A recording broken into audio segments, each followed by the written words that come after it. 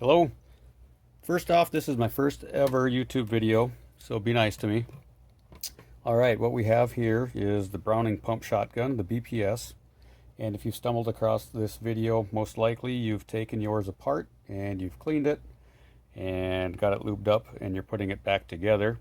And you are stuck at the point where you need to put the cartridge stop bars in and then drop the trigger group in. That part's a pain. Taking these things apart is super easy.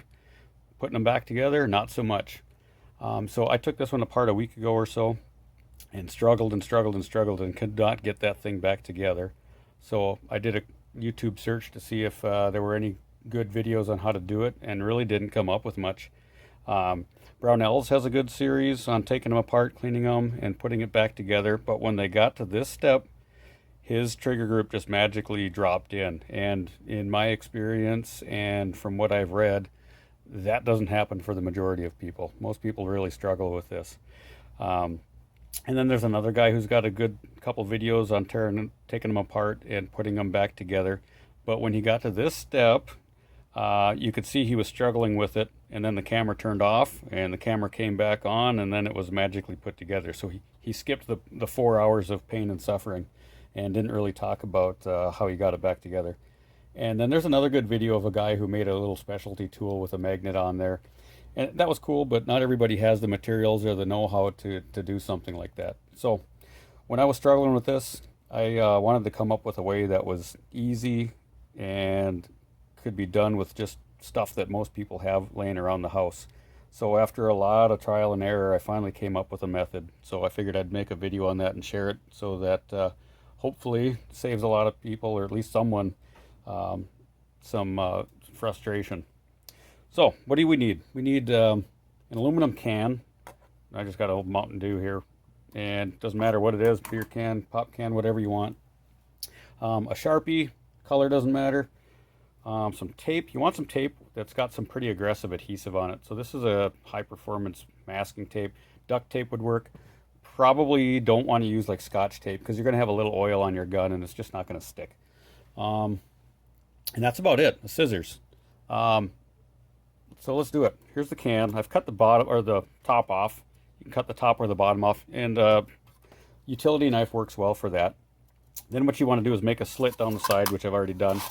And then what we're going to do is make a strip that's about a 1/2 inch wide. So if you just start on the bottom side of it, just cut all the way around to make the strip. Word of wisdom, do not use, oops, I'm not in the video here. Again, first video, I'm not very good at camera stuff. Do not use your wife's fabric scissors if she sews, because she's going to kill you if you do. Alright, so you've got the strip about a 1/2 inch wide, and then just cut it in half, roughly in half, and then set that aside. We'll come back to that later. Alright, now what we're going to do is put the trigger group into the receiver without the bars. It'll drop right in at this point. The one thing to watch for is this pin. He will want to slide out, and if it's out too far, I'll do it. You'll see that it'll hit on the receiver, and then it won't go in. So you just got to make sure that's centered. The other thing that likes to happen is this release lever likes to pop out. But at this point, it should just go right in. Should go right in, and this lever popped off. That's why it's not. Well, darn it. And you can take that lever off. You don't need it in there for this part of it. All right. So what we do now is we're going to slowly remove this out until that pin reappears right there. And then we're going to take the Sharpie and we're going to mark the forward side of that pin. So my gun's sitting here. You can see the barrel's off to the right. Stock is in the back. So mark the forward side of that pin right on the receiver right there. And then do the same thing on the other side. Right about there. All right. And then you can take the trigger group back out. Now we're going to go to the stop bars, and there's 2 of them. This is the orientation they go on. So this one's got the little nub on it. That goes on the side closest to you if you've got the barrel pointing off to the right. And here's one of the reasons why this assembly gets tough.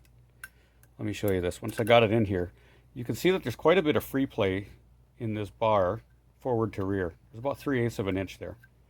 And if you got it too far forward, the trigger group won't drop in, or if you've got it too far to the back, it won't drop in. So here's what needs to happen. When you drop that trigger group in, it needs to drop in, and that pin on both sides needs to drop into that notch in the stop bar. So if this bar is too far forward, that pin's going to hit here and it won't go. Or if you've got this too far to the rear, it's going to hit here and it won't go. So it's got to be in the right location. And that's why we have those Sharpie marks. So now what we're going to do is drop these bars in. So orientation, this claw is going to be off to the right towards the magazine, inward towards the center of the gun. And this notch needs to be upward toward you, off to the left-hand side. So just like this is the correct orientation. All right, so now what we want to do is align that bottom of the notch with that Sharpie mark we just made. All right, so right there is where I want that. That's the correct location where that pin's going to drop into that notch. And then I'm going to tape it. And just double check it that they still line up, and they do. And then we're going to repeat on the other side. Put that bar in there. Oops, bump my camera. And sometimes you got to fiddle with these a little bit. All right, and then we're going to do the same thing. We're going to align that notch with our Sharpie mark, and that's going to be right about there. And I'm going to tape that side. That holds them in place so they don't fall out of that notch. And it keeps the orientation rear to forward location correct. All right, so now these bars are in the correct location and the trigger group's ready to go in. Now, the problem is if you try to drop this in now, you can see that the bars have kind of pulled to the center. They're too close to each other that way. And if you try to drop it in now, sometimes it'll go, but usually it won't. They're too close together, so they end up hitting here on the trigger group. So what we need to do is spread those bars out so that it clears the sides of this thing. And that's what those little pieces of aluminum can were for. Actually, the first time I did this, I used these guys instead. This is a brass 4/1000 inch thickness gauge, but most people don't have those laying around the house, so that's where I figured the aluminum can they would. So what you want to do, put that aluminum can right down the middle, and then you want to drop it between the receiver and the carrier right there. And you want to have it located behind this notch. See that? And then we're going to repeat it on this side. Right down the middle between the receiver and that carrier. And you can see already what's going to happen. Now when you drop that carrier or the trigger group in, these are going to guide it and they're going to spread those bars out. And this thing will drop in every time. The only time it won't, I've done this probably 50 times and it goes every time. The only thing you got to be careful for is that release lever. If it pops out a little bit, just like that, it won't go. It's got to be seated all the way down. That's seated correctly. That is not. So it's got to be all the way down. And so that's, you just got to hold that in place. So now what we're going to do, again, make sure they're behind the notches. Slide it in there and it'll go. And you'll feel it when it clears. Oh, the pump's got to be forward. You'll feel it kind of pop when it goes. And before you push it all the way down, so we've cleared the bars now. Now you pull these out. And now it'll go down. And you're done. Take your tape off and you can put your retainer pin in and you're good to go. All right, that's it. So hopefully this will help somebody out. All right, have a good one. If you have any questions or comments, go ahead and leave them.